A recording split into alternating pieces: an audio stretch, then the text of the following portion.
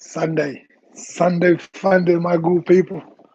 It's another day. We get to hang out and enjoy Scratcho 254. We're gonna be live today with DJ Tucha, former NPC basketball player, Stormers shooter, man, teammate for a long time. Man. Had some fun playing with him. We're gonna be talking about all that and his journey, his drive for playing Kenyan music, and everything in between. Everything in between. So, oh, man, with no further ado, man, here I bring over, man, DJ Tucha. Man, DJ Tucha, what's Hello, good, hello, my hello. guy? What's good, man? What's going on? What's going on? What's going on? Man, it's been a minute. It's been a minute, but I'm glad to catch up with you, man. For if you don't know, man, he a shooter. He can shoot, man. Yeah, he can shoot. He can shoot. And if you have a taller DJ than him, let me know. He's 6'4". So what's good, man? What's been happening? What's up with you with everything that's going with the COVID, all that? Have you been staying sane and just working on your trade, on your craft, man? Yeah, man, it's been tough, especially here in the States, man. Especially for entertainers, guys like me who are DJs now. It's been tough, man. It's been really tough. But we've been doing a lot of online stuff, a lot of stuff on Facebook. But Facebook, si unajua Facebook kidogo inaleta shida. Copyright. Yeah. So a lot of us moved. We moved to an app called Twitch. That's where we all are now, and it's been good. It's been pretty good. DJing is my passion. Basketball used to be my ultimate passion, man. I didn't want to do anything else but play basketball. But now, since coming here, things have changed, and I also love music, so that's what I'm doing right now.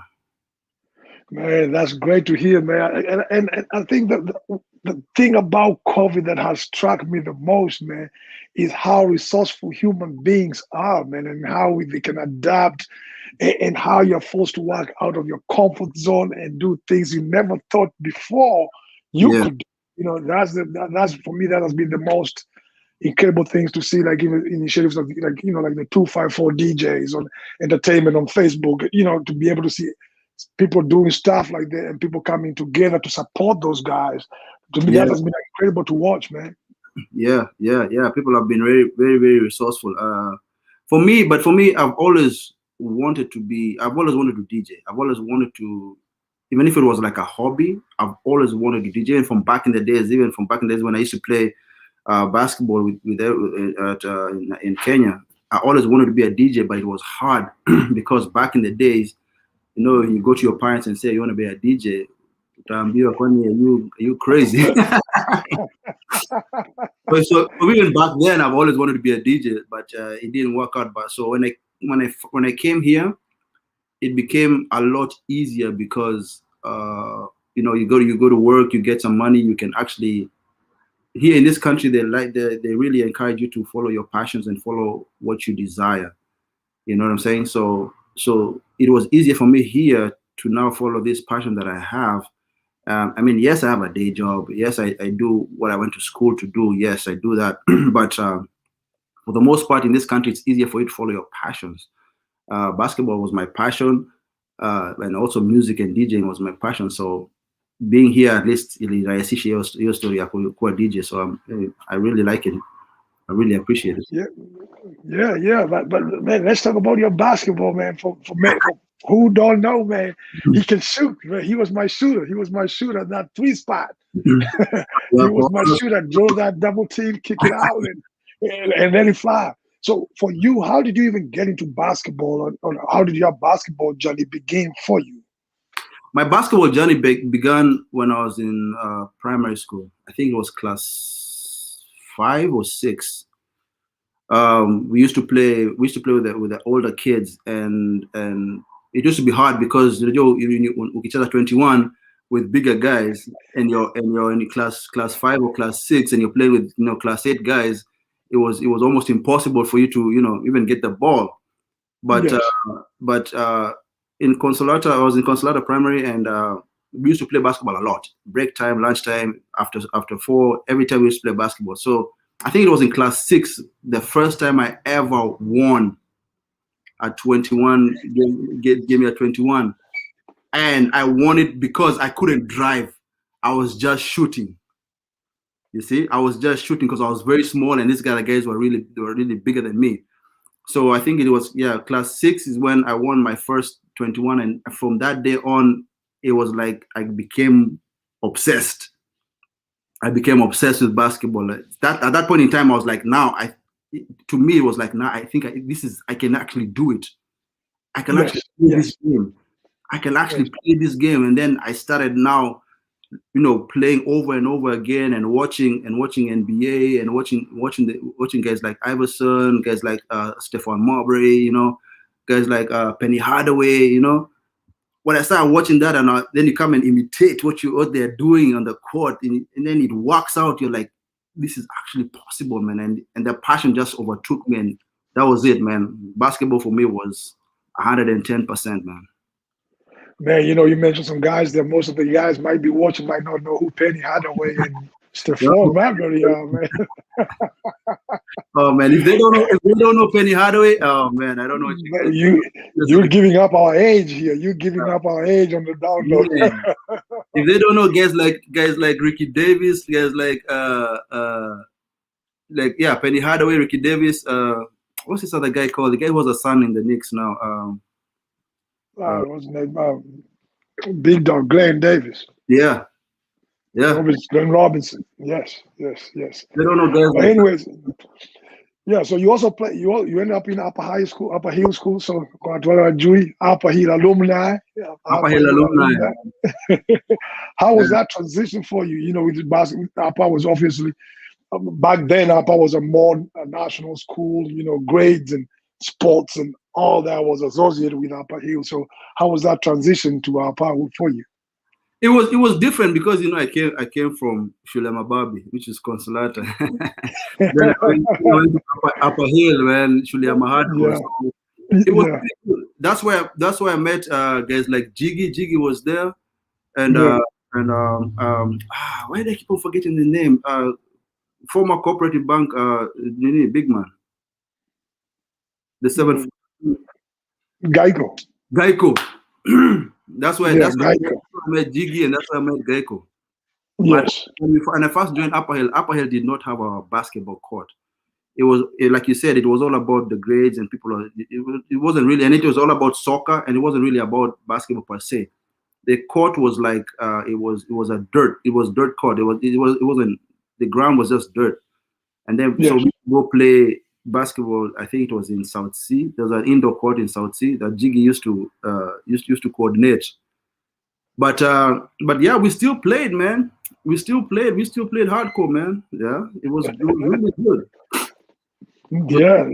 At that same time, when I was playing for Upper Hill, I was also training with the Elephants.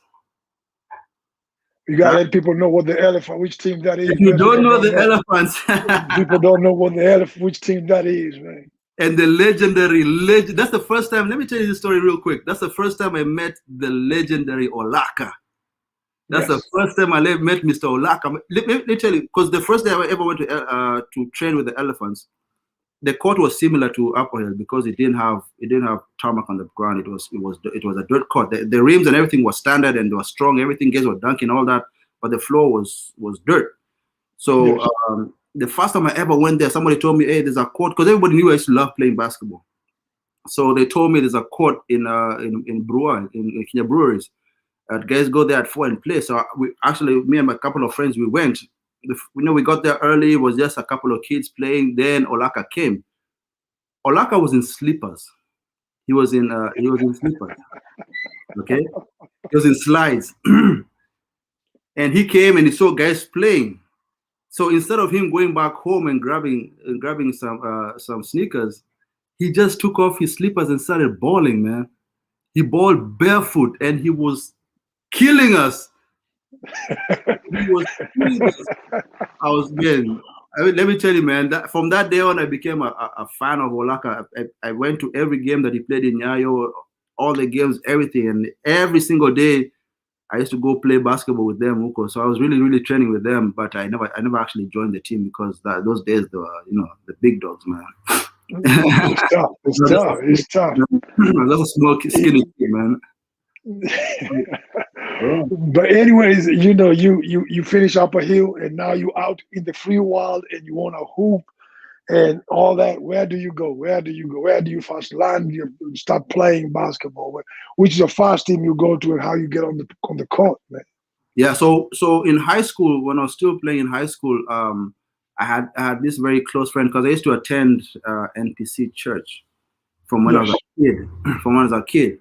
So when I was in high school, we had a sister school called Moy Girls, and in Moy Girls there was this very good friend of mine who we used to go to church with. She was called Lepishoi. Now Lepishoi, when we used to go for these are my districts and our provincials and all that, she told me, "Hey, NPC has a basketball team." No, I was like, I've never seen a basketball team in NPC. She's like, no, there's actually a basketball team in NPC. So one day when we closed school, I think I was in Form 4 when we closed school, she said, hey, she called me and she said, come over like at 4 and see what guys playing. So when I got there, I was early. I have this thing of always going places early. So I went there, I was early. I just saw one rim. I was like, I mean, how does this work? And that's when all the guys came. Kina Ravi, Kina Sulu, Kina Kolo. That time Mavo had joined, and all those guys were there. So we started balling, and Kina Victor, and we started balling. And for me, NPC it's more than just a basketball team. the way you get welcomed there, and the way it becomes more like a family, more like a brotherhood, and it was amazing, and it's something so refreshing that we can actually play basketball and we're actually like a family, because we had Bible study, we used to always stick together, and it was really, really good. And that's why I stuck for so long with NPC, because for me it was home.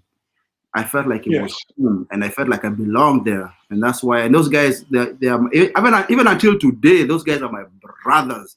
You know what I mean? We communicate often, and it was really, really good. And anyway, we were good anyway. Allah, we were really good. We were really good. Yeah, man. Richie has something to say, man. Tucha, one of the realists I played with at Upper Hill, that called the Middle Mashambas agriculture. He said NPC was like staple centers for you guys. Oh yeah, man. For coming from Upper Hill, man, NPC was good enough. Was good enough. Man, you got people on team, man. You play with basketball, Tucha, high school. We were the best for 3 years straight, district champions, man. That's my brother Willie, man. That's my brother Willie, man. We played with him in the same team in high school, man. But anyway, as you said, NPC was a great place for you, and but I knew of you, heard about you can shoot and all, but how do you even move from NPC and now you're playing with Stormers, and how was that transition for you? Because Stormers we got some cats now who could go on the Stormers squad. Stormers came about. We were talking with Alan. Okay. Alan, who went to COP. Yes, Captain. We used to have major battles up in our Hope Center. When Hope Center started and they built those courts and stuff, we used to have major battles. And that time Alan was in, I can't remember which team he was in, but he wasn't in Premier League. He was in Div 2 with me. And we always chop it up, and we used to love that challenge, you know what I mean? We used to always want to be the best, and also kind of like go further where we are not the best and challenge ourselves to try and be the best. So we and him one day we were sitting after a tournament in Hope Center, and we were chopping it up, and we were saying, why don't we just go to Premier? And that time he was in another team and I was in another team, but we were just talking. Yeah, we had kind of the same ideas, and we were talking. We mentioned it, but we mentioned it in passing, and it kind of stuck with me. And say, hey man, I want to try and go somewhere also where I'm really challenged even more. NPC was rough, man. People used to come for practice at NPC. People used to come for practice at NPC. They were like, "Hey, if you guys play like this, no wonder you guys are good in the league, man." Because damn. So, Yeah. so I just wanted that challenge. I wanted to see how it is playing for a much bigger team, playing for somewhere where it's the challenge is a little bit more like it's different because Yeah.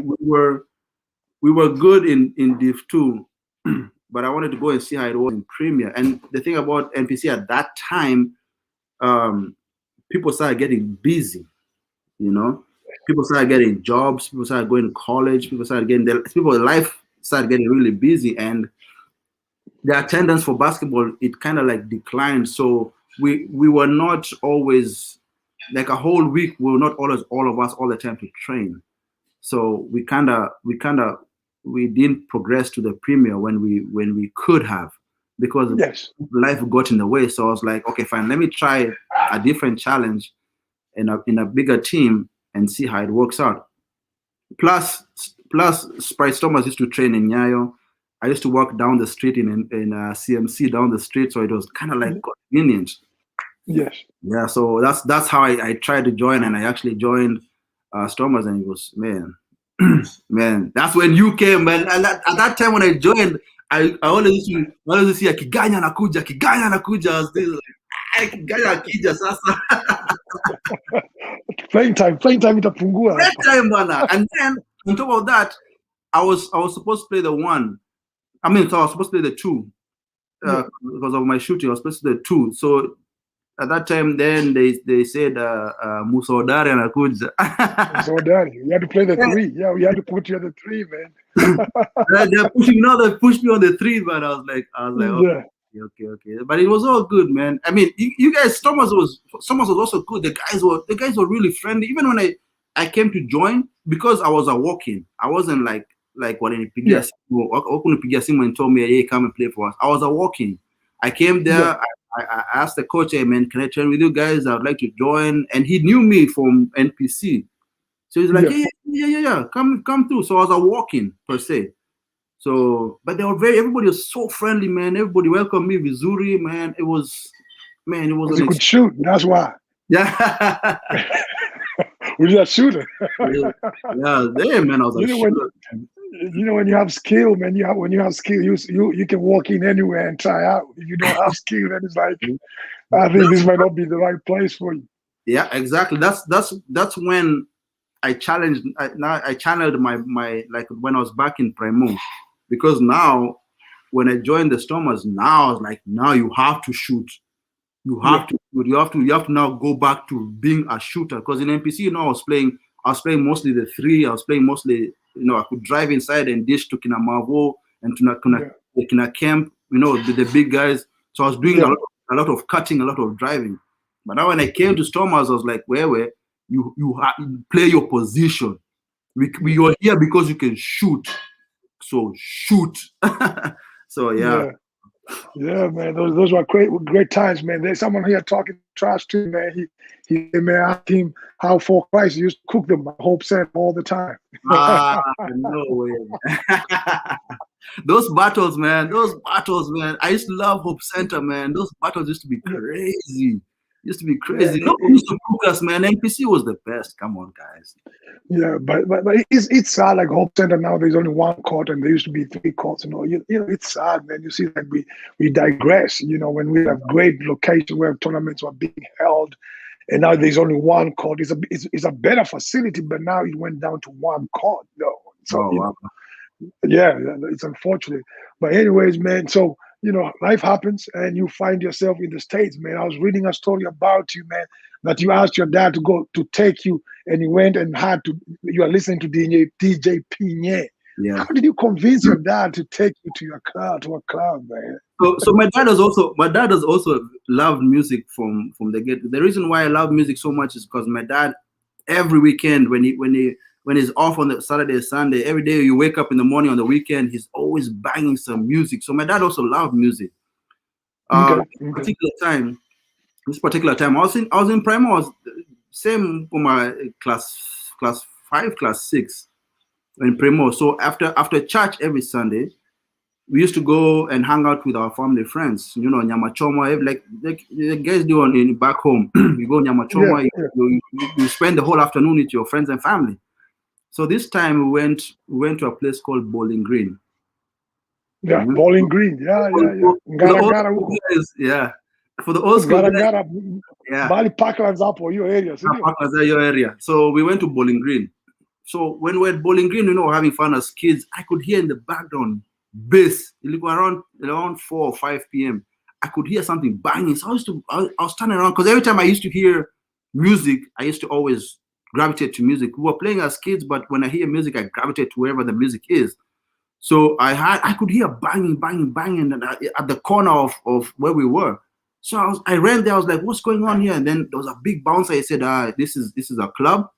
You're too Yeah. young, and you as you in gear, you're too young." I said, "Oh man!" So I ran to my dad. I told my dad, "Please, please, please. There are guys playing music there. Please get me in. Please get me in." So he said, "Okay, cool." He took me and my brother. He went. I can get a bouncer. I told the bouncer, "Hey, just let them get in until when you guys start." And then when you guys everybody comes in and everybody because that time they were setting up. The DJ was Okay. setting up. So there was Okay. nobody in the club. So you're like, okay, fine. Let them go in, look around, and then when you guys start, you can kick them out. So that's when we went in there and I was mesmerized. It's like like a deer in headlights. I was like, wow. I'm telling you, my brother left and I stayed the whole jam session until my dad came and got me. I was that kid standing by the DJ booth, staring at the DJ. I was just staring at the DJ. And that time it was DJ Pine had just come. DJ Pine had just come from the UK, from Europe. Yeah, it was the UK. Yeah. He had just Yeah. come from the UK. I didn't even know who he was. But I was like, all the music that I keep on messing my dad's tapes in the house trying to record with, this guy is spinning them here on turntables. Yeah. That's the day that I decided that that's what I want to do. I want to DJ. Even if it's whatever time of my life, that's the time I decided that I wanted to DJ after seeing Pinye DJ at Club Django. I was like, Man. that's what I want to do. That's what I want to do. Man, shout out to DJ Pina, man. That's a pioneer right DJ, there. That's a legend. That's a legend when it comes to DJing and Kenya and music, man. That's one of tough. He don't get old, man. He's been able to adapt with the times, man. Shout out to DJ Pina. yep. But anyway, you land in the States and a lot of people think you land in the States and everything happens for you, that you came into the States and there was a deck on the table waiting for you, and everything was ready for you. All you had to do was bring your knowledge. What goes on, man? How do you get to where you are today, man? Yeah, that's the assumption a lot of people have, that you come to the States. Once you land in the States, you're set. Especially people think that, especially because I'm in LA. People think when you come to Tough. California, yeah, when you come to Oh, California, you're in LA, you're in Hollywood, everything is golden. It's everything's Hollywood. not. It's really not. It's really not. America is tough. America is tough because here you don't have the support like you have back home. Here Yes.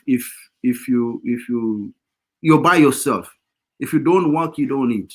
You don't work, you get kicked out Yeah. of the house. You know what I mean? Back home, if kids go Yeah. back, you can just go back to your parents' house and chill kidogo and reset and then go back. Here you can't do that. So here you have to hustle. Yeah, you have to hustle. Yeah. So especially now a place like California where the standard of living is a little bit higher. Things Yes. are a little bit more expensive. You have to work twice as hard. But so I was lucky that when I came here, my brother was here. So when I came here, my brother was here, and he helped me a lot. He's the one who even helped me come to the States. So my brother was the one who was showing me the ropes. He was like, "Hey, you have to get on your stuff. There's no here. You can't just chill and say kesho kesho kesho kama like Ama back home. DJ tu usiku. Ama nitakuja tu gig ya usiku. Yeah, tutapata tu gig. No, no, no, no, no, no. So here, primarily DJs in the States are not DJs full time. Apart from guys like Fully Focus or guys like Shinsky, those are full time DJs. But for the most part, every other person here who's a DJ in the States is not a DJ solely. We have day jobs. You know, this equipment is expensive. So he's on. My brother is on who told me he's on who held my hand. He told me, "Hey, you gotta get on your stuff." So I started working, and from then on, that's when the time in my mind I was like, now is when I'm able to furnish my passion. So I got two jobs. I was working two jobs, day and night, day and night, day and night, saving up, saving up, saving up. Bought my equipment. I started off with a little small controller, and I just built from there until now, pretty much. Man, yeah. So, I've been following you, man, and I keep tabs on you. We've been friends for a while, and Mhm. even like, why do you have that push to play music, Kenyan music? Even a friend of mine calls you Mr. DJ, play Kenyan music. Mr. Flick, Mr. Play Kenyan music. Mr. Why Flick do in you music. think it's important? For DJs to play Kenyan music. Why do you think it's important? I think it's important because uh, we have to represent where we're from. And for me, when I started like really DJing properly, it was crazy because every time I go to a club, 99% of the time it's West African music being played, and By Kenyan DJ. by Kenyan DJ. Yes. It's weird that you have a Kenyan. I mean, we as Kenyans are very diverse. I know that. I know we are very diverse. We can Kenyan DJs can play anything, any genre, anytime. But at the same time, for me it was weird because you have a Kenyan DJ who can't play 30 minutes of Kenyan music, but he can play 2 3 hours of every other genre. But he can't play 30 minutes of Kenyan music. It was amazing for me to see. I was like, back in the 90s, Kenya had a seat at the table per se. Okay. Yes. Now, come push 5 10 years later. I mean, 10 years later, we're not even in the front door. We're outside the building. You know what I Yes. mean? And it's not that we Yes. don't have good music. We have excellent music. It's just that now people kind of diverted to something else, and they it's not that they don't like Kenyan music. It's because they haven't heard the good music that has come out. You see? Yes. So Yes. at that point in time, when I started DJing and I started DJing at clubs here in LA, um, it LA is very segmented. Okay, it's very segmented. You have the Hispanics, you have the Black Americans, you have the Africans. When you have the Africans, now you have the West Africans. It's very segmented. Yeah. So at the point in Yes. time, I'm like, us as Kenyans, we don't have a seat at the table. And it's not, like I said, it's not because we don't have good music. It's because guys are not playing the music. Guys don't know the music. So at Yes. that point in time, I needed that was a niche I saw. I was like, okay, fine. I need to represent my country. I need to, show people that Kenyan music is good. And I also had the love for Kenyan music because I listened to the music a lot. So I really loved it. And that's when I started playing a lot of Kenyan music. And it was crazy because I used to go to a club right where I live, the biggest club that had the biggest Afrobeats night. But when I went there, it was when I first went there. I got invited by a guy I know. He said there's an Afrobeats club. You need to check it out. So when I went there, it was the whole time it was West African music. So I was like, Yes. wait a minute, when is our music going to be played? And being a Kenyan, we us as Kenyans are very proud. We're Yes. very proud. We like to be seen. So at the same time, I was like, okay, fine. When is our music going to be played? So that's the night I met the DJ. The DJ knew me. The DJ he's a Nigerian DJ. He knew me. He had heard about me. So I met him. He was like, "Yo, you should come and be on the lineup." So Yes. that's when I came there, and then he was like, because it's a very hostile crowd. It was a very hostile crowd. They didn't want to hear anything else apart from West African music. But when I came in and I slowly started playing Kenyan music, that's when I saw that there are people in the crowd who are actually East Africans, and there are people in the crowd who are West Africans, but they like East African music. Yes. You know? So that's when I really started playing Kenyan music a lot, and that's when I got that name for Mr. Play KE, because now because Yeah, but it's just crazy. It's just crazy. I used to think the same way too. Like I'll go to a club, in the States, and a Kenyan DJ will play Nigerian music for like 3 hours. I'm not against Nigerian music by any means. I'm yeah, all about, yeah. I'm global citizen as I come, Mhm.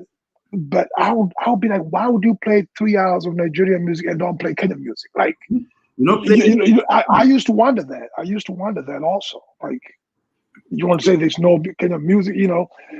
But anyway, you do big things, man. Mashariki movement, man. Where does that fall in everything you're trying to do and everything you're pushing out, man? Like, So the Mashariki part came from now when like you said, when people started calling me Mr. Play KE, and I realized that in the Southern California region, who were those in the Southern California region, it's also me. There's a guy in San Diego called DJ Roba, and there's a guy also here in LA called DJ G Spin, who were the only East African DJs here. So I was like, okay, fine. So we have all these other groups: West Africans, Black Americans, Hispanics. They're all doing their thing. So what will like make people know where we're from and make people gravitate to where we're from? So Mashariki movement. There are two. Sally Sally, that's some of my peoples right there. So yeah, yeah, the Mashariki movement is for everybody to gravitate to. So there's a Mashariki movement and there are the Mashariki DJs. Okay, so the yes, concept is yeah, the concept is the Mashariki movement is for everybody to gravitate and take it and make it as your own. You know what I mean? Something that you can be proud of, and something that you can push as your own. The yes, Mashariki DJs are now us who DJ and play East African music. You know what I mean? yes, And people always yes, ask me, why do you only play Kenyan music or East African music? I don't only play East African music. I can play everything else, but there's a lot of music from is coming out of East Africa. Not only from Kenya and Tanzania. There's a lot of good music from Uganda, a lot of good music from Burundi, Rwanda, a lot of good music from Southern Sudan, a lot of good music from Somalia. People be shocked that when I play Somalian hip hop music, like Somalian club music, they're like, "What?"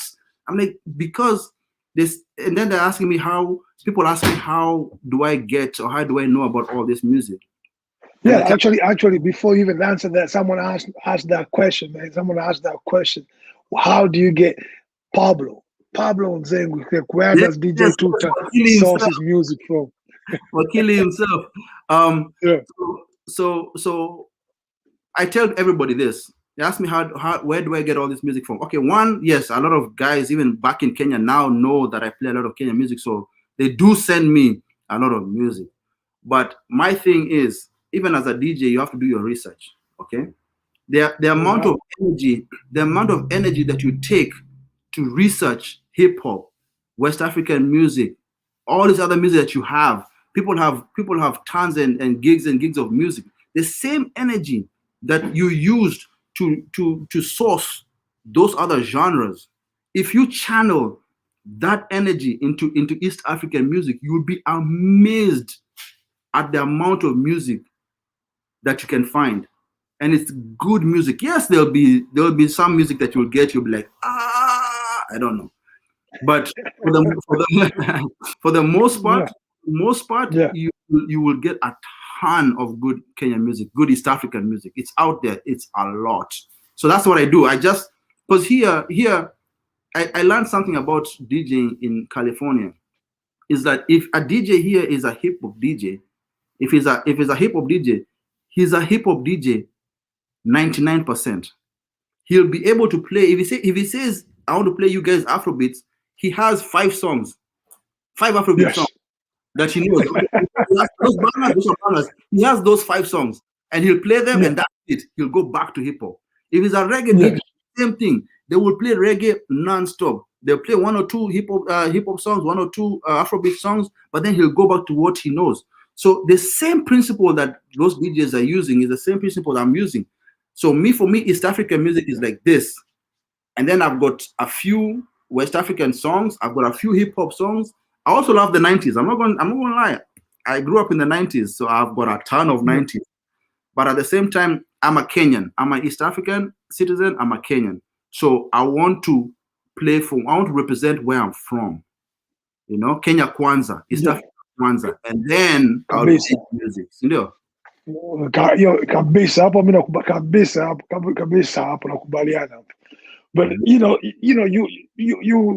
unfortunately, COVID hits, but you on the stride of making big moves, man. With even hosting the LA. I was supposed to come to the LA, man, LA rugby, man. I've been planning to come to one of those events, man. I've never got a chance. Vegas and Tucha. I was coming to come to LA last year, but I couldn't make the trip also. So how do you even end up in that? How do you even end up in the whole mix of the DJ of the LA Sevens rugby? The official Kenyan DJ for the LA Sevens. Yeah. The official DJ for the LA Sevens. I work with a guy called Michael T. Michael T is he's a promoter.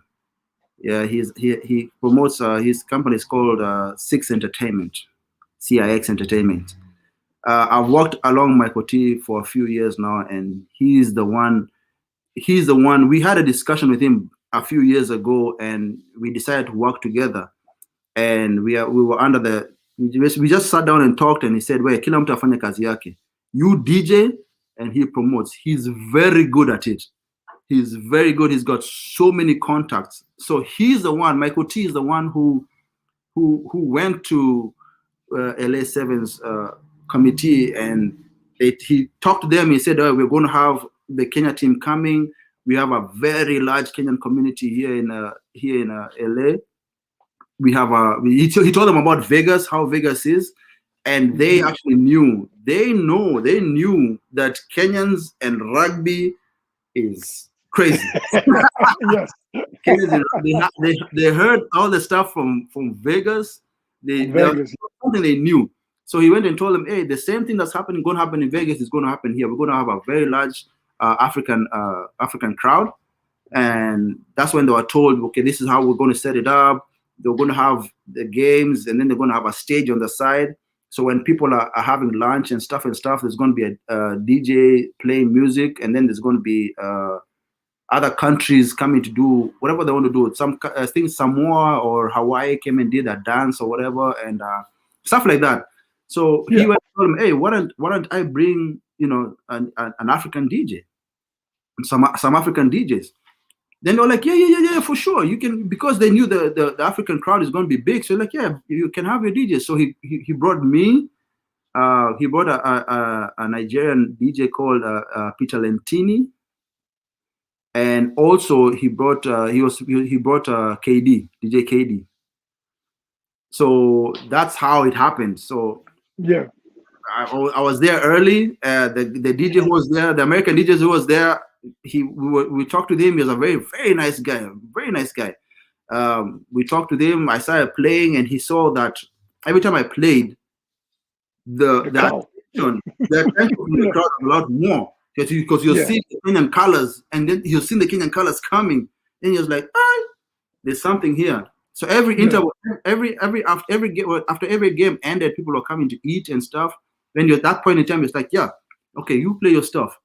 So I played it, and a lot of Kenyans came, and Kenya took over, as we always do.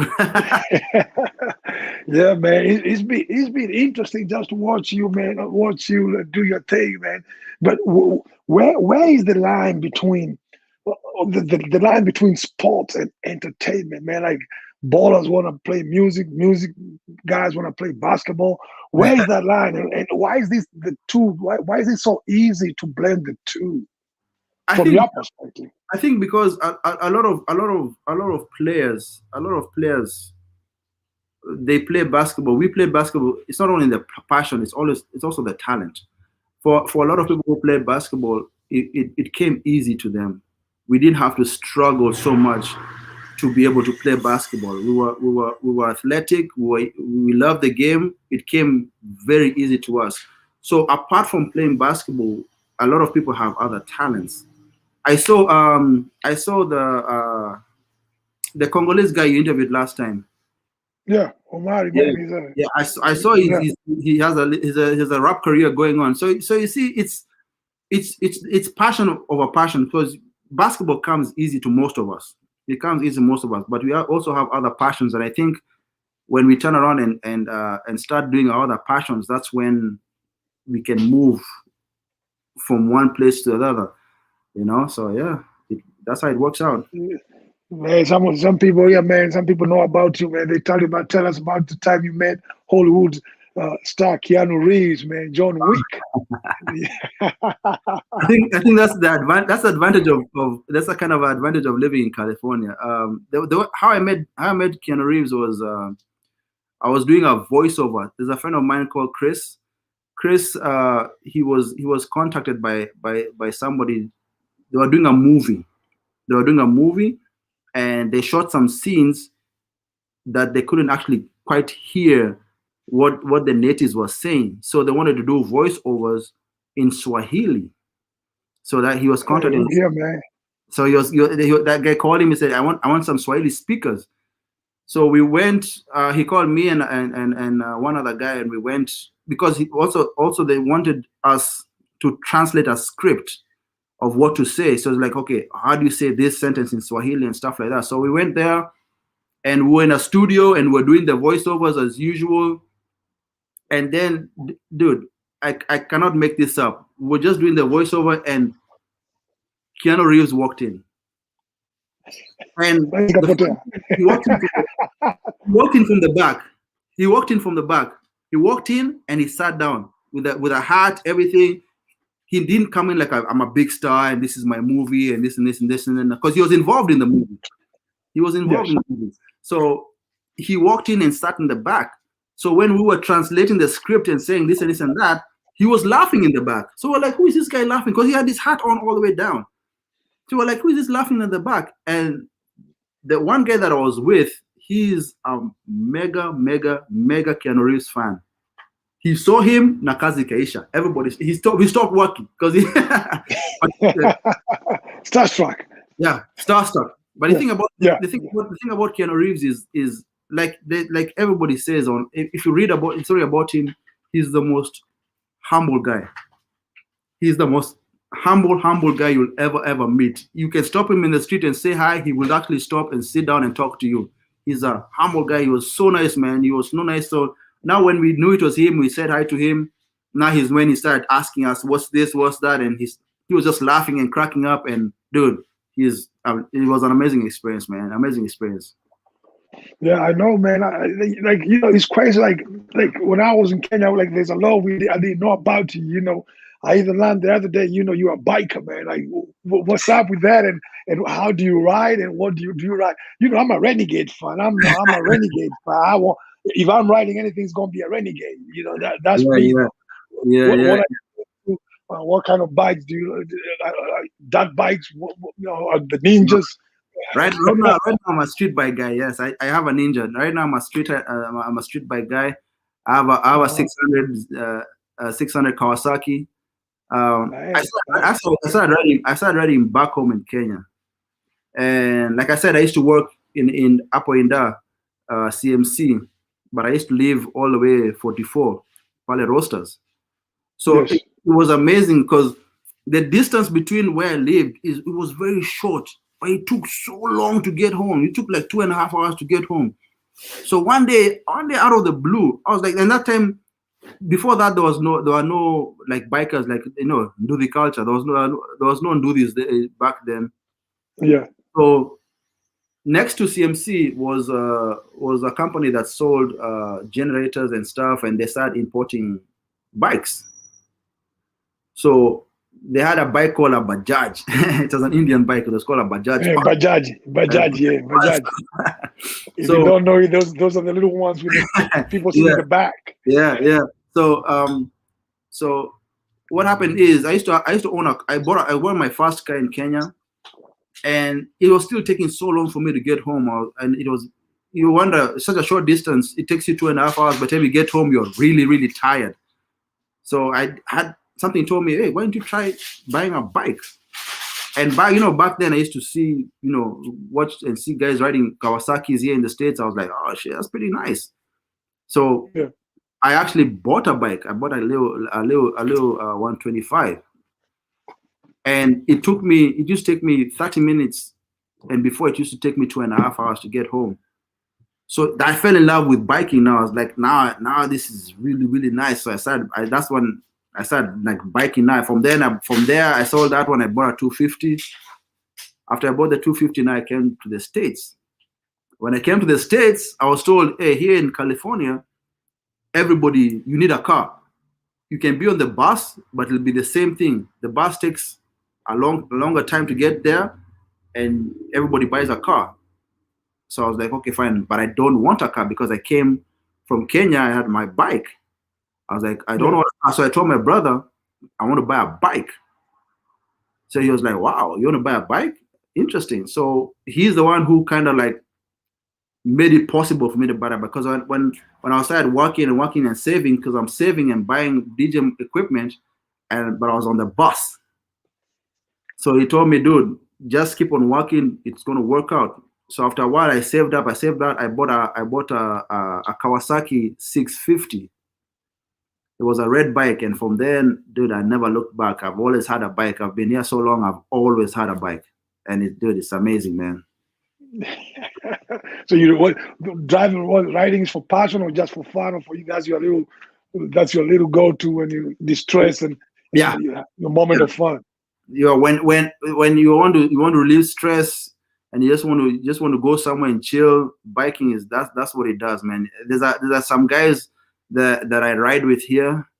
They're pretty cool people. We just go and ride. We go all the way to Malibu. We go sometimes. We go to San Diego. There was one ride that was supposed to go to Big Bear, but Big Bear is a little bit too far for me and it's too cold. So, but anyway, that's what we do. We hook up on the weekend. They hook up a lot. They hook up even on the weekdays, but me, I can't do weekdays because of my schedule. Yeah. But on the weekends, yeah, man, ride, man. It's a lot of fun, man. It's a lot of fun. Yeah, man, crazy, man. So anyways, for someone else who has a vision, like I always ask people about this. Like, what are some of the lessons you've learned from your journey and what you've gone through that someone else? It doesn't matter if they want to be a DJ, go to school. It doesn't matter what they want to do. What are some of the lessons you have learned that you think if they take that and put it in their little toolbox? Mm-hmm. I try to give people these nuggets when you can go back in there and pull up and say, hey, remember that DJ? He said, if you do this and this, you can make it. What's that one tip, man, you would give people to be able to pull that toolbox when in need, to be able to push on through? Oh, always, like, first thing I can say is always, when you identify your passion, always follow your passion, always follow your heart. Never, ever, never give up. Never give up. I can say that sometimes that I was going to give up even coming to the States, give up even trying to be a DJ. And that would have been detrimental to everything that I do, because you don't want to get to a point there where you're later on in life and you start regretting what you didn't do as a passion. You can even the way parents say, old school parents, they tell you, no, go to school, get a degree, do all that. That's fine. Secure your future. But if you have a passion that you want to do, never ignore your passion. Always try and push to be able to do your passion. And I mean, prayer helps a lot. Always seek divine intervention, prayer, but never give up on your passion, ever, and always work hard. Yeah, I know. Sometimes it sounds cliche when you say that. I mean, sometimes it sounds cliche when you say, "Never give up, pursue your passion." Sometimes when someone else is looking in, like even me, when I look back and I'm like, man, like these are things I never thought about it as that way. But when I look back, I see that's what I was doing. Yeah. But sometimes it sounds so cliche when you tell someone else. Yeah. They're like, oh, Yeah, it does. you know how it is. Like people say that, but like, what are some of the things that you did and you're like, man, I'm supposed to be doing this. Like, when's that wow moment?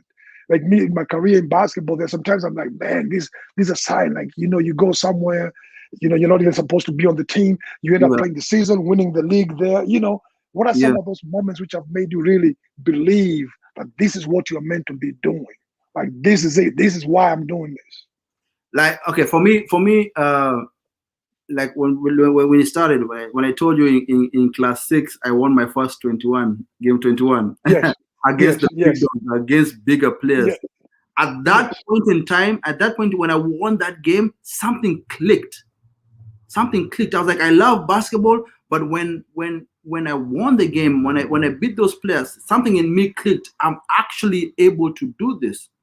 I can actually yes, play this game, because sometimes you can have a passion, but you get demoralized because things are not working out. But yes, for me, that was back then. At that point in time, it clicked, and when it clicked, I never looked back. The same thing as for music and DJing, because back in Prima, I wanted to be a rapper, like everybody else. We wanted to be Lost Boys. We wanted to be Lost Nas. boys. We wanted Yeah, to be yeah, Jay-Z. We wanted to be those guys. yeah, We used to yes, write, yes. we used to write those lyrics like in his because in the chap. Those lyrics Kila mtu aliandika lyrics, kila mtu alidhani kwa msanii. unaandika tu lyrics lakini zinachapa. So Haziwezi make. yeah. So now for me is the time, like I said, the time when I first saw the Pinye. When I first saw Pinye, and I used to love music so much. I used to go home. I used to be those kids who would take their dad's cassette tape. Yeah, you go and that is a Chrome. Dolly Parton cassette tapes of Dolly Parton, like Kenny Rogers. Yeah, Double tape ilikuwa ya Chrome ama ilikuwa gani? Ilikuwa Chrome. ilikuwa Chrome. Unajua, my dad used to buy the original ones. Original. Ama ni TDK. My dad alikuwa na buy Chrome, hata si alikuwa na buy Chrome ya 120. So anyway, Hey. Oh, hey. original. He used to buy the original tapes. So I mean, Yes. all those kids who used to take them. Naenda shows like in Jeff Mwangemi and all these sound downer una record over just so that you can have that music, and then you go put it back in your dad's. You go put it back in the Dolly Parton thing unaweka just in case your dad aone anakuja like a Dolly Parton lakini anasikia Lost Boys anashanga what is going on. I used to be those kids, and for me the reason why I started DJing is because not because other DJs were bad. It's because for me something used to always click. When I used to hear other DJs DJing, I used to tell myself, okay, fine, sing ngoma hapo. I would have put this song here, this song here, this song here. So I used to go take my tape and then make my own mixes like that. I put song number 1, I record it, and then I put song number 2, I record it, so that I can have a mix that I can listen to. And that's where the passion for DJing came from, because I was like, okay, fine, I want to be different. I just want to be a cliche DJ who comes and plays for you hit after hit after hit, which is fine. It entertains the crowd when you play for them what they want to hear. But my motto is, if your DJ doesn't introduce you to something new, then he's doing you a disservice. Yes. If the DJ doesn't play you something that you didn't know that you would like, then that DJ is doing you a very big disservice. I remember back in the day when we were DJing, the DJ booth was up somewhere in the corner. You never even used to see the DJ. Okay, how does DJ Alabama look like? Or how does Man TITO look like? They don't know, because the DJ was always somewhere in a booth hidden. Yes. So it was all about the music. It was all about the music. So that's why I wanted. That's why that's why music and DJing came to me, because I always used to want to play music a certain way that is different from everybody else. And that's why even now, if you listen to my mixes and listen and watch my live mixes, it's not going to be the same hit after hit after hit. I'll always play for you something that you don't know, but something that is nice. And then a few months from you keep on going back, and people always DM me and call me and say, what's that song you played at this time? What's that music you played at this time? What's that song? What's that artist? And they go back and they're like, oh, that was a really nice song. So if your DJ only comes and plays for you hit after hit after hit, then they're kind of doing you a slight disservice, because you're going to them to listen to good music. And it's my job as a DJ to go and do the research and bring you good music. Yes, You sir. know? Yeah, yeah, man. So like me, I listen to a lot of music, man. I listen to a lot of music. If I'm trying to listen to those young cats coming out of Kenya, who you tell me to listen to, man? Right now, there's a lot, dude. There's a lot. There's a guy that I really listen to right now. It's called Jerry Ogallo. Jerry Ogallo is one of the most underrated artists. There are guys called City Boy. There are guys from Mombasa. Mombasa is really coming up. There's a duo called Spizzo and Bandana. I think There's Mombasa have always been on the top, man. It's just like Mombasa see Kenya, you know that saying, and even with the players in basketball, like if you're in Mombasa, you're not seeing that You're not, much. I don't know. There's just something. They just something, man. They just something about but you the see, the location. yeah, in the music industry, Mombasa is not really, people don't really look at Mombasa apart from guys like Masauti. They don't really look at Mombasa that much. But if you turn around and look at artists like Amori, there's a guy called Amori, very good artist. There's another guy called City Boy. Another guy called Mafia Boy. There's another artist called Dogorichi. If you listen to Dogorichi, you'll be amazed. These guys they've got good music, man. There's so much good music in Kenya. It's unbelievable. It's unbelievable. Man, I think I always compare Kenyan music to Kenyan basketball, man. So much talent So much. and no forum to showcase and no forum to showcase your talent. It's weird, even like we talk about support your own, man. Like go like someone's YouTube video, go click on it, go watch it. Let Yeah, these guys get views, like so. I've always liked basketball in Kenya and music in Kenya is the same, man. So yeah. much talent, no room to showcase your talent. Or if Kigaya was star, we ride him until he's no more, and then we're trying to figure out who's the next one. Let me tell everybody here something, man. Peter Kiganya is a legend amongst legends, dude. When you're in South America, dude, we used to watch and just wait for Peter Kiganya to show up, dude. You are larger than life. You are larger than life, man. If anybody is in the Kenyan basketball scene right now, and you don't know Peter Kiganya, I'm telling you, Peter, you are larger than life, man. We used to wait. Unasikia Kiganya anakuja Kenya. Everything stops. Kiganya anakuja. Man, it was Man, biggest fun, man, man. I'm humble, man. I'm humble for your kind words, man.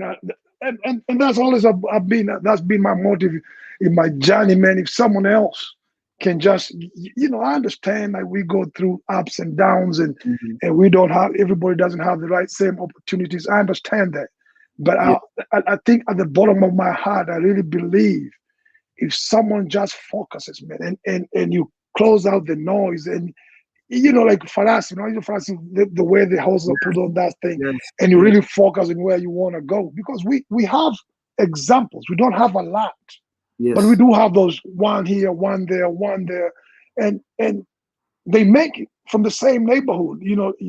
And these are the people we're supposed to take as our heroes.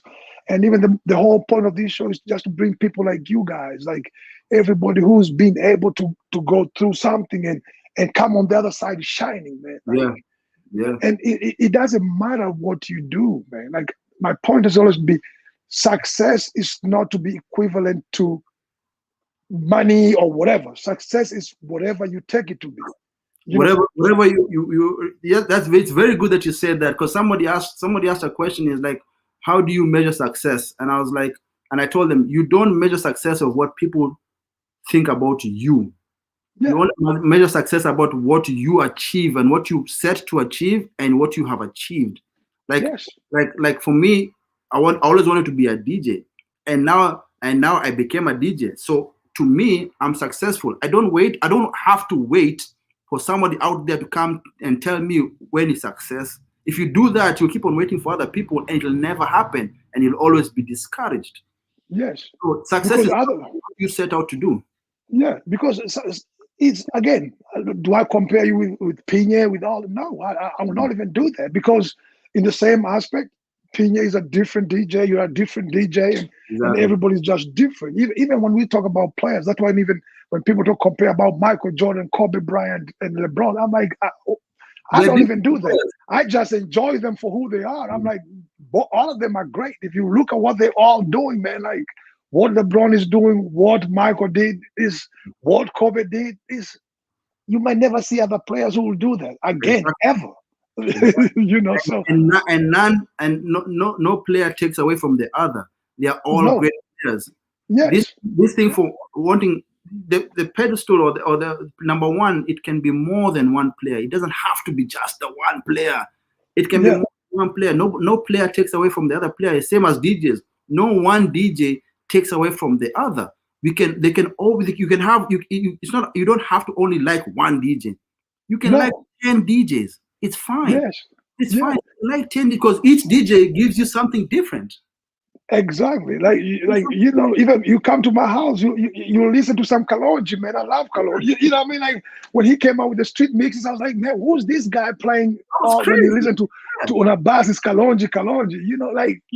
I'll listen to. I have your mixes. I have styles. I have Pinye. I have Mochi Baby. Like Shasinski. I have this DJ from Dallas. I have so much music that I listen to.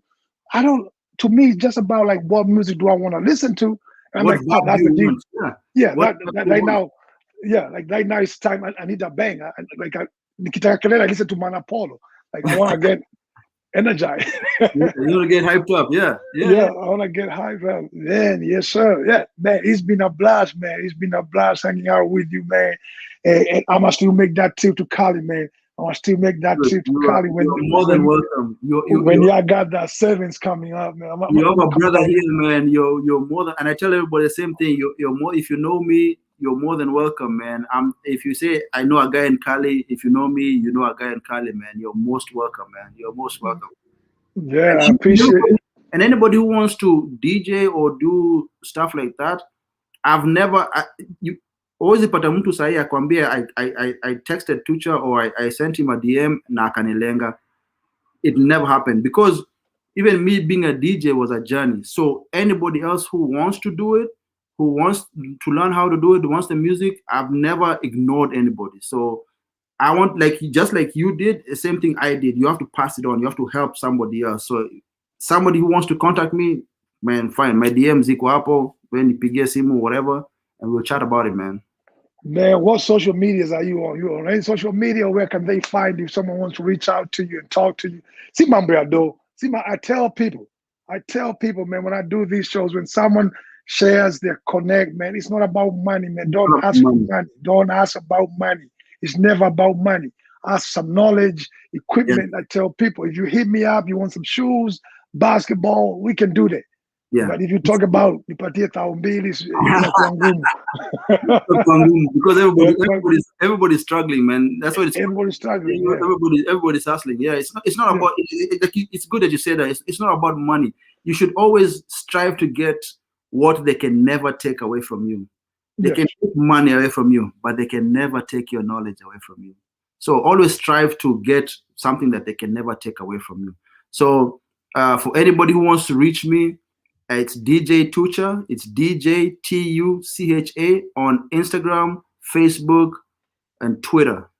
Bado sijaingia TikTok. TikTok is a little bit tricky, man. it's too fast for me, man. I can't. My kids do it. I can't figure it out. My kids Yeah, do it. I can't figure it out. But hey, yeah, man, yeah. I appreciate you taking your Sunday time, man, and Man, I just appreciate you having me, man. chopping it out with me, man. It's been a great 1 hour. That went by fast, man. I appreciate you taking You're your real time, quick. sir. We'll catch up some other time, my brother. Thank you so much, man. Thank you so much, man. Thank you. Peace, man. I always tell you, man, it's different journeys, different journeys. It's just amazing. So to see guys um, come out here and work and get to where they want to go or fulfill their dreams. And again, as I say, success. Don't let someone else tell you what success is for you. Success for you is different from someone else. If you've never been in your family, for example, if nobody else have ever gone to university and you want to graduate and that's your success, that's it. Don't let anybody else tell you what success is for you. You're the one who knows what you're going through. It's your journey, it's your story. You're the one who knows it. Write it, live it, man. Until next Sunday, man, stay blessed, be safe. Until next Sunday, I'll see you. That's my time.